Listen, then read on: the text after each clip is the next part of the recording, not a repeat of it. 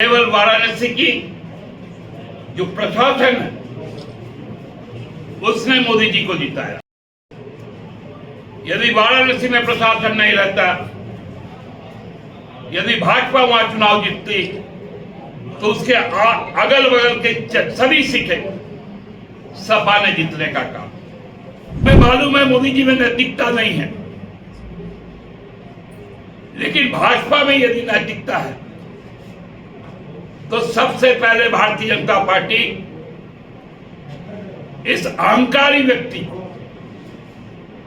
इस तानाशाही प्रवृत्ति के व्यक्ति को अपने दल से डिटैच करे। क्योंकि जो वाराणसी में जाकर कहता है मैं 10 लाख वोट से जीतूंगा,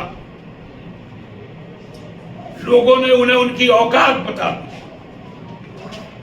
पूरा प्रशासन, अमला, ईडी, सीबीआई, उत्तर प्रदेश प्रशासन, सभी ने मिलकर किसी तरह 1.5 लाख वोट से उनको जिताया। जोहार साथियों, 16 मार्च से शुरू कवायद आज 4 जून को समाप्त हुई। 18वें लोकसभा के गठन के लिए 543 लोकसभा सदस्यों का निर्वाचन आज संपन्न हो गया और साथ साथ संविधान की भी रक्षा हुई और लोकतंत्र की भी रक्षा हुई। जिस प्रकार विगत 10 वर्षों से तानाशाही और पूंजीपतियों को ध्यान में रखकर प्रधानमंत्री मोदी जी ने संविधान के साथ खिलवाड़ किया, देश के आदिवासियों के साथ अन्याय किया, दलितों के साथ प्रताड़ना की गई, किसानों को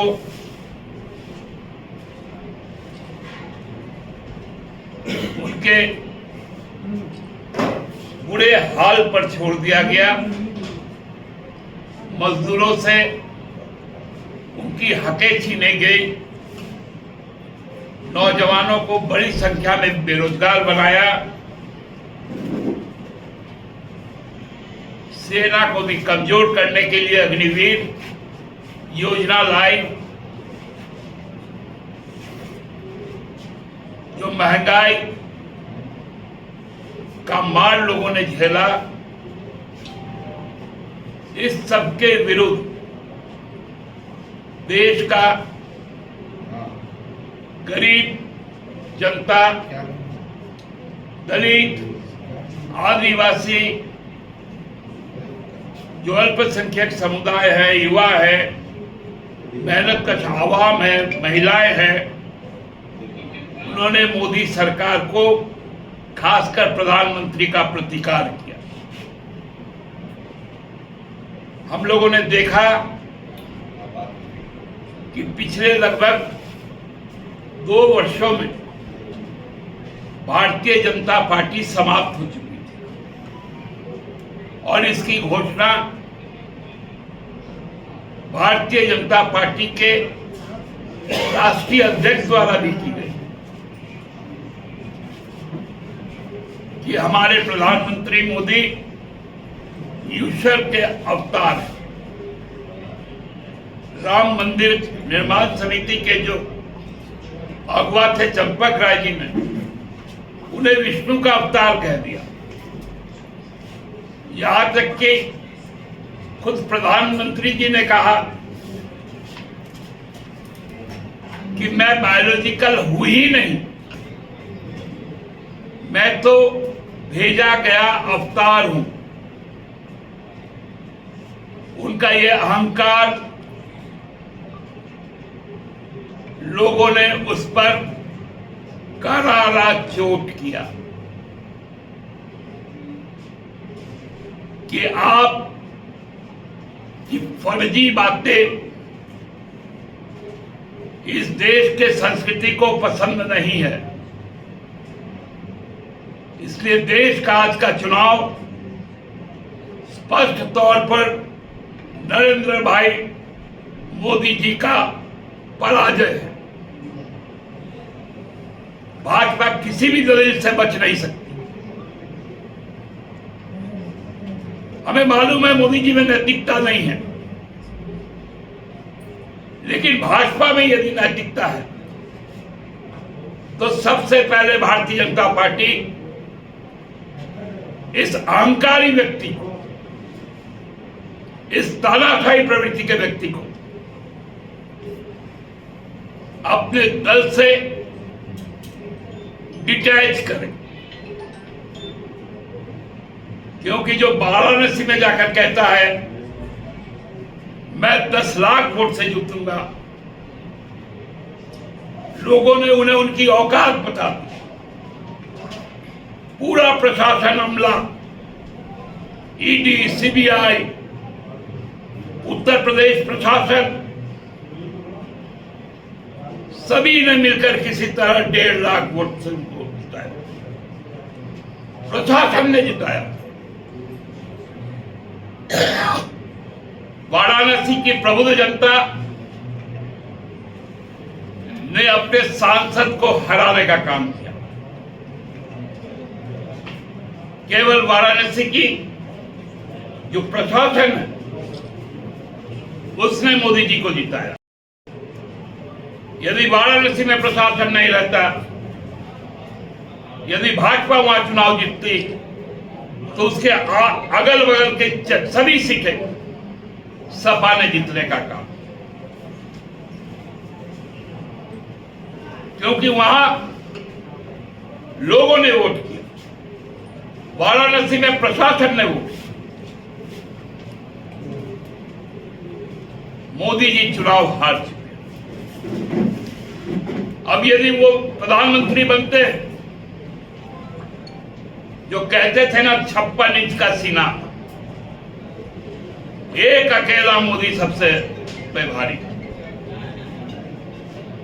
हाथ उनके टूट गए हैं, पैर लड़खड़ा गए हैं। भारतीय जनता पार्टी बहुमत का आंकड़ा छू नहीं पाई। काश के नीचे बैसाखी लग गया है और पैरों की जगह ने व्हील चेयर ले लिया है। ये मोदी जी का आज का निर्णय, देश का निर्णय। आपने आदिवासी के बेटे को जेल में डालने का काम किया। यह पाप इस राज्य का आदिवासी समुदाय कभी माफ नहीं करेगा। इसलिए यहां के जो भी जनजाति आरक्षित सीट है, 5 सीट पर मोदी जी को हार मिला है। मोदी जी पराजित हुए हैं।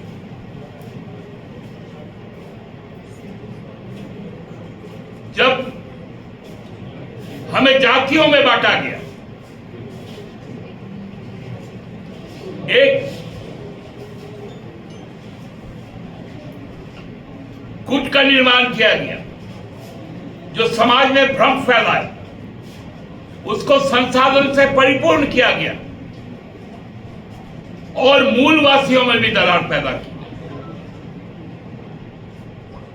उन्होंने समाज को भी तोड़ने का काम किया, मूलवासी आदिवासियों को तोड़ने का काम किया,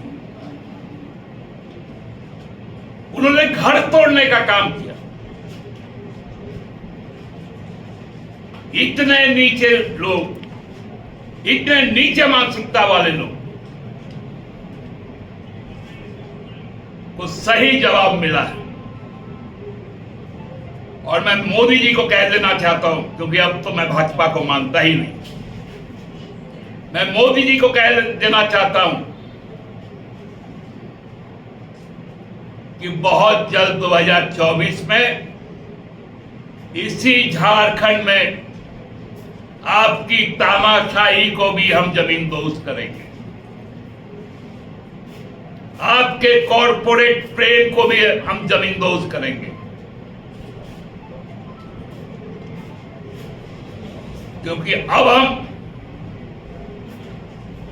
जो साजिश रचा गया मूलवासी आदिवासियों के बीच में, उसका मुकाबला करने को तैयार है। जो नुकसान आपने इस समाज को पहुंचाया, वो नुकसान अब हम होने नहीं देंगे। मैं आज हमारे झारखंड के सभी मतदाता मंडल को बहुत बहुत धन्यवाद देते हैं कि उनका आशीर्वाद हमारे लिए शिरोधार्य है, और जो हम आने वाले 3-4 महीनों में उनके प्रति प्रतिबद्ध होकर काम करेंगे, उस दिशा को दिखाने का भी काम किया है, उसके लिए भी आभारी हैं। हम आगामी जो हमारे अल्प समय है सरकार के, झारखंड के एक एक व्यक्ति, अंतिम छोर में पहुंचे हुए व्यक्ति के होठों में मुस्कुराहट लाएंगे, नौजवानों के लिए रोजगार लाएंगे, किसानों के लिए न्याय लाएंगे, मजदूरों के लिए न्याय लाएंगे, आदिवासियों के अस्मिता पर जो हमले हैं उसको रोकेंगे, और एक समृद्ध झारखंड की ओर 2024 को लेकर चलेंगे। बहुत बहुत धन्यवाद।